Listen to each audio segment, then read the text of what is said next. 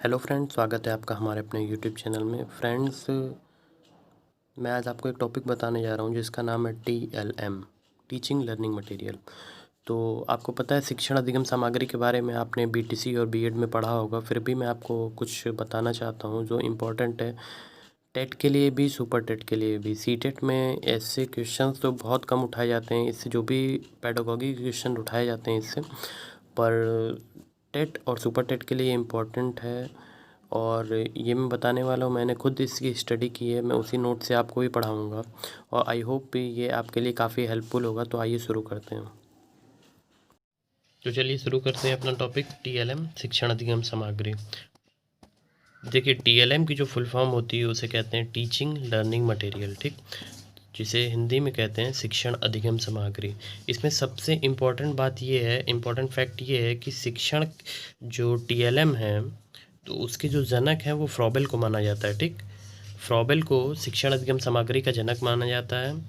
पर अगर यहीं पे क्वेश्चन पूछ देता है कि भारत में इसका जनक किसे माना जाता है, तो भारत में TLM का जनक महात्मा गांधी को माना जाता है, ठीक। तो दो परिभाषाएं मैंने लिखी हैं, ये भी मैं आपको बता देता हूँ कि इंसिडेंट क्या कहते हैं शिक्षण अधिगम सामग्री के बारे में, कि वे सभी वस्तुएं शिक्षण अधिगम सामग्री में शामिल हैं जो कक्षा शिक्षण अथवा किसी अन्य शैक्षिक परिस्थिति में सहायक होती हैं, ठीक। और उसके बाद एक परिभाषा है कार्टर एच कुट की, कि शिक्षण अधिगम सामग्री ऐसी किसी भी सामग्री को कह सकते हैं जिससे इंद्रियों को उद्दीप्त किया जा सके और उसके द्वारा श्रवण इंद्रियों को आगे बढ़ाया जा सके, ठीक। तो ये दोनों परिभाषाएं इसकी, ये भी आप जान लें। उसके बाद हम लोग शुरू करते हैं कि शिक्षण अधिगम सामग्री का विभाजन, ठीक। तो शिक्षण अधिगम सामग्री का विभाजन हम दो तरीके से कर सकते हैं। पहला क्या है, इंद्रियों के आधार पर। और इंद्रियों के आधार पर आपको पता है कि इंद्रियां के आधार पर भी शिक्षण अधिगम सामग्री को 3 भागों में बांटा जाता है। क्या? दृश्य होता है, वे चीज़ें जिन्हें हम देख सकते हैं। दृश्य शब्द होता है, देख और सुन सकते हैं। और एक होता है श्रव्य, जिसे हम सिर्फ सुन सकते हैं, ठीक। इसमें सबसे अच्छा जो होता है शिक्षण अधिगम सामग्री, उसको दृश्य श्रव्य कहा जाता है, ठीक। जिससे बच्चा, क्योंकि उसी मीडियम से सबसे अच्छे से सीख सकता है, जिसे वो देख भी सकता है और सुन भी सकता है, ठीक।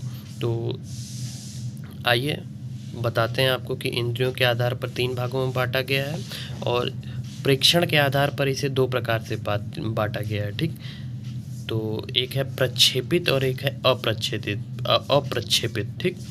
तो इसमें बात करते हैं श्रव्य। श्रव्य क्या होता है, जो हमारा पहला टॉपिक था इंद्रियों के आधार पर, तो उसमें बात करते हैं कि श्रव्य किसे कहते हैं, जिसे केवल सुन सकते हैं। देखिए एग्जाम्पल में हो गया टेप रिकॉर्डर, रेडियो, माइक्रोफोन, ठीक, टेलीफोन। ये सब जो अधिगम सामग्री हैं उससे क्या होता है कि हम सुनते हैं, ठीक। तो इसलिए वो श्रव्य सामग्री में आती है। अब दृश्य में क्या हो गया, जिसको हम देख के पढ़ते हैं, ठीक, जैसे पुस्तक हो गया, श्यामपट हो गया, चार्ट हो गया, मॉडल पेपर हो गया, ठीक। उसके बाद दृश्य शब्द में कौन सी आ जाती हैं, TV, MP4 player, Doordarshan, cinema, video. एक होता है जादू की लालटेन, ठीक, ये भी पूछ लिया जाता है। और डायस्कोप, ये सब क्या है, OHP, ओवरहेड प्रोजेक्टर, ठीक। तो ये सब किस चीज़ में आती हैं, दृश्य श्रव्य में आती हैं, ठीक। उसके बाद मैं आपको दिखाता हूँ, ये देखिए शिक्षण सामग्री के लाभ। शिक्षण अधिगम सामग्री के लाभ की बात कर लेते हैं। तो इसका लाभ यही है कि वो शिक्षण को रोचक बनाता है, ठीक। तो रोचक क्यों बनाता है कि भाई बच्चा जब होगा उसके पास एक से ज़्यादा तरीका रहेगा सीखने का, मतलब वो पढ़ के भी वो कर सकता है, फिर उसको व्याख्या मतलब बोल के अगर आप देते हैं तो उससे भी, उसके बाद आप एक से अलग चीज़ें यूज़ करते हैं तो बच्चे को बोर नहीं होता है, ठीक। तो इसलिए उसको क्या होता है, TLM सहायता प्रदान करता है। दूसरा, मौखिक कार्य को कम करता है, मतलब बोलने के काम को ये कम करता है शिक्षण अधिगम सामग्री जो होती है। जैसे आपने उसको चार्ट दिखा दिया है या कुछ दिखा दिया है, तो वो क्या करेगा, वो मूर्त चिंतन करेगा उस पर, वो देख के ही कुछ सीखने का प्रयास करेगा, तो उसमें बोलने की आवश्यकता कम हो जाती है। बच्चे की अधिकतम इंद्रियों को जागृत करता है। देखिए जैसे हम लोगों ने TV उसको दिखाया, तो उसकी श्रवण इंद्रियां भी होंगी और दृश्य इंद्रियां, ये दोनों ही इंद्रियां जागृत होंगी। उसने सोचने का भी विकास होगा। मतलब आप जिस तरह की शिक्षण सामग्रियाँ यूज़ करेंगे उस समय उसकी उस इंद्रियों का विकास होगा, ठीक। विषय वस्तु को समझने में सहायक होती हैं, मतलब TLM का प्रयोग ही इसलिए किया जाता है कि अगर बच्चे को किसी एक तरीके से नहीं समझ में आ रहा है तो कोई दूसरा तरीका यूज़ करके उसे हम लोग वो बातें बताएं।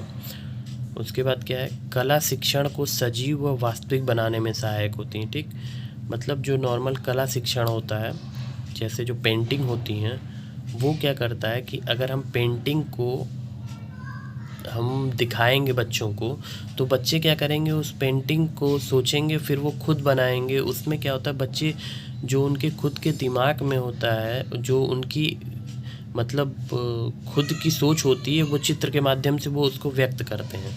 ठीक, तो वो सजीव व वास्तविक बनाने में सहायक होती हैं कला शिक्षण को। ठीक, अब बात करते हैं कि शिक्षण अधिगम पर आधारित शिक्षण क्या है। अधिगम शंकु जिसे कहते हैं, ये एडर गिल द्वारा दिया गया है। अधिगम शंकु आपको दिखाता हूँ,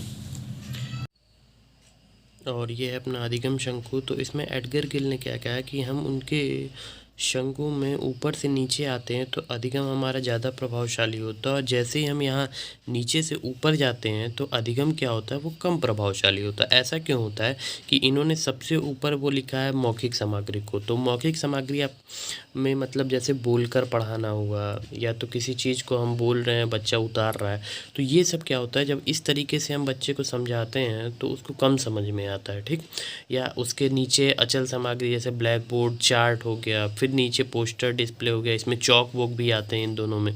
तो जैसे इन सब माध्यम से अगर हम बच्चे को समझाएंगे तो उसे कम समझ में आएगा, पर जैसे हम उसे वास्तविक पदार्थ मतलब उसको वास्तविक जीवन से जोड़कर या उसे खुद क्रियाशील होने का मौका देंगे, उसको मूर्त चीज़ें देकर उसको स्वयं कहेंगे कि भाई बेटा इससे कुछ करो, या उसको कोई ऐसा खिलौना या कुछ भी दे दिया, इससे कहा गया कि, या उसको कुछ पज़ल टाइप का दे दिया, उसे खुद कहा गया कि इसे सॉल्व करो, तो बच्चा क्या होता है, वो क्रियाशीलता द्वारा उसे करता है, तो उसमें अधिगम ज़्यादा प्रभावशाली होता है। ठीक है, तो अधिगम शंकु एडगर डेल का जो है वो यही करता है, और बस इतना ही।